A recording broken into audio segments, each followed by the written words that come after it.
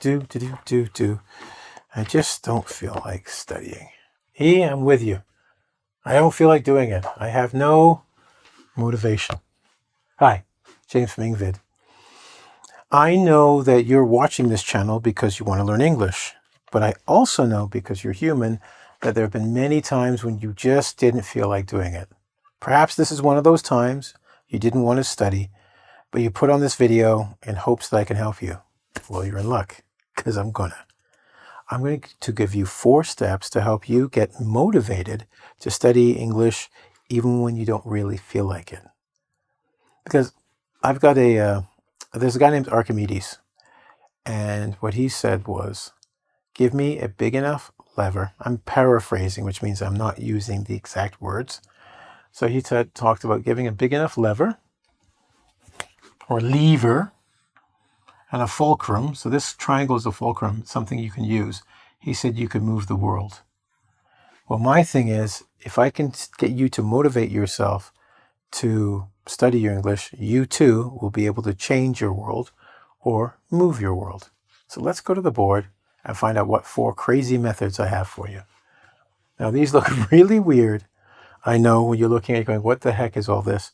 But I promise in the end, it'll make sense. So the first thing I want you to do is think about why you're there and you don't want to do it. Try and figure out why you wanted to do it in the first place. You wanted to learn English. You wanted to learn English for a reason. It could be for a vacation. It could be to meet some cute English girl. It could be for your job and a promotion, or it could be just because you like learning languages. But you got to get back to that why. The why is important. There's a man named Simon Sinek who wrote a book, Find Your Why, right? And in this book, what he said was, when we find our original why, we get passion. We get passion. It gives us energy. It's the thing that drives us to change. Sometimes that why is to change society to make it better. So it gives you that passion to fight. Well, we need to go back to that passion to get energy to help us with our motivation. So one of the first things I want you to do is find your why. Go back, sit down, take 5 seconds and think, why did I want to do this in the first place? Instead of thinking, I have to do this, think about why I wanted to do it, how it was going to change my world, and why I found it important enough to start. That will at least get you moving a bit, because usually lacking motivation means you feel stuck, unable to move, right? So we're going to find our goal. And this is important because without your why, it's like trying to fire a bow and arrow with your eyes closed. You're going to miss the target. So we find our why, we find our goal, we fire, and we will find we usually hit what we aim at, and it's getting what we desire, in this case, motivation to learn English. Let's move to number 2, emotions. Finding your why, I told you, releases passion. Passion is an emotion. Emotions have energy, but I want you to imagine your emotions as being an invisible wind.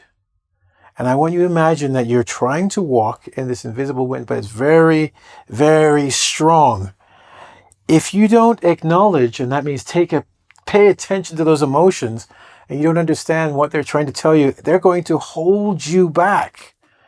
That's that invisible force. Your emotions, you cannot see them, you feel them. They have an effect on you. There's a Dr. Stephen Peters who has a book called The Chimp Paradox. And what he talks about is this chimp, or this monkey inside your brain, right, is always trying to take care of you and protect you. And it tries to do that by giving you emotions to tell you to either fight, run is flee away, fight, or freeze. Freezing is when we lack our motivation to do something. We freeze. I don't want to do it. If we can just talk to ourselves and acknowledge those emotions and say, listen, I am afraid, but I will take a step forward because doing so makes life better. Or I'm anxious, I won't do a good job, so I will study more, and that will help me move forward. If we don't acknowledge or, say, okay, these emotions are real, that wind is real, they will hold us back. So we want to acknowledge our emotions.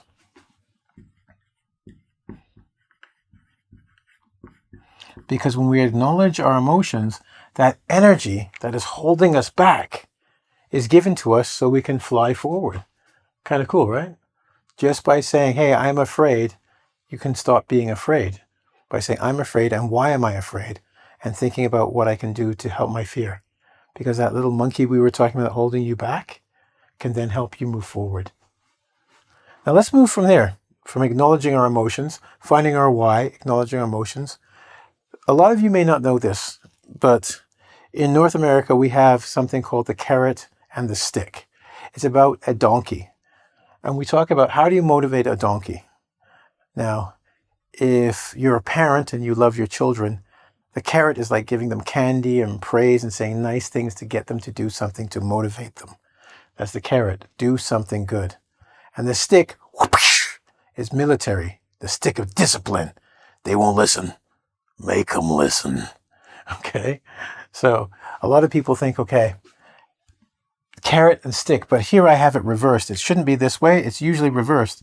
First try the carrot, do something nice, then use the stick if that doesn't work. Now, do you remember I talked about the emotions and feeling them? Well, one thing you can do with emotions here is you can take the bad emotions, which would be the stick, and we're going to maximize this, make the stick bigger, because what we want to do is make the person so afraid of what might happen that is bad if they don't finish what they said they were going to do. What do I mean? If you think of something like this, okay, I am getting a little bit fatter. And then you say, okay, well, what happens if I right now I don't feel like eating or eating properly, so I'll eat some junk food. That's not so bad. We know it's bad, but you don't care. But what would happen if we said, hey, what if you kept eating bad foods? Just kept eating them, kept doing no exercise. We go, I'll get fatter and fatter. Then I'll get heart problems and knee problems. I might have a heart attack. I might die. I might not be able to take care of my family. And it's like, do you want that to happen? You go, no, no, no, no, no, no. So we use the stick to get you to move and not the carrot. So by acknowledging it, one method we can do from acknowledging these emotions, first, if that doesn't work, that you say, okay, I acknowledge my emotion, let me work. Then you can say, okay, now imagine the worst thing that could happen. Why am I mentioning this? Well, there's a guy named Dr. Jordan Peterson, and in his clinic, they did a study with a mouse. And they had a maze for the mouse, maze, blah, blah, blah, blah, blah, blah, blah, blah, blah. And they had some cheese. And the mouse was hungry. And what they would do is they would time to see how long it took the mouse to go through the maze to get the cheese. And the hungry mouse did it pretty quickly. But do you know what made the mouse run even faster to get the cheese? Do you think they made the mouse even hungrier? No, they put a smell of a cat in the maze. And the mouse would run faster through the maze to escape the cat than when it was just hungry for cheese. When it was just hungry for cheese, it was motivated, the carrot, to eat. But the cat, the smell of the cat, and possibly the cat catching it, made it run even faster. So from there, they determined if you can think of what's the worst thing that can happen and how you don't want that to happen, it's going to get you to move. Now, I keep talking about emotion, emotion, emotion, and moving. There's a reason for that. And it's going to come up here where we look at E plus M. When I was talking about emotion, if you separate the word emotion, you're going to get something interesting, which is this. E equals energy. M, and motion actually means motion. Okay? By using these two tricks, we're trying to get the energy to get you into motion. Because when you're mentally stuck, you become physically stuck. But the reverse way of doing it is if you get your body active, then your mind will become active. I want you to imagine for a second or two a rocket, rocket ship, standing there. And the rocket, you're hearing 5, 4, 3, 2, 1. We have blast off. That rocket takes off with tremendous power. Yeah? We can use the energy and motion, right? And this is from a book by a woman named Mel Robbins called the 5-second rule, to give ourselves a limited amount of time to move. Once we've used these two techniques, acknowledge our emotions, and probably thought about this one, that stick, we can use a limited time, which is a 5, 4, 3, 2, 1, because the 5, 4, 3, 2, 1 enables us to keep our focus on what we wanted to do. That's why we looked at our why. Keep our why in our mind, and just enough time that you don't lose focus and you can jump right into the activity before your brain says, stop, we don't want to do this. Because if you wait for 10 or 15 seconds, you start to think and maybe you won't do it. But when you only have 5 seconds, by the time you've moved, it's too late for your brain to say, stop, you've moved forward.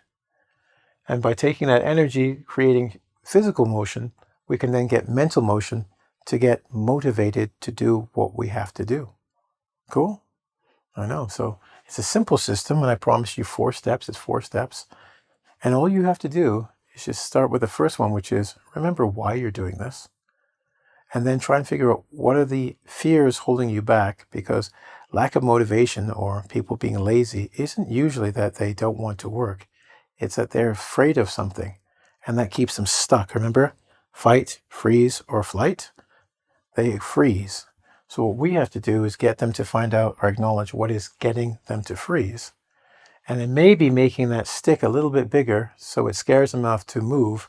And once we get that energy in motion, and we limit the time that they have to move from 5 to 1, then we'll find that those people will move towards what they want to do, which in your case is English.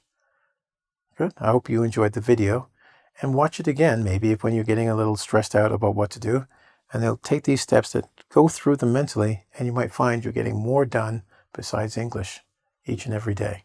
Anyway, listen, thank you very much. I'd like you to come back to engVid for, if you like this video, more videos like this. And of course, your usual grammar, prepositions, and whatnot, reading and writing skills, because we got lots of that with some brilliant teachers. You can go to is www,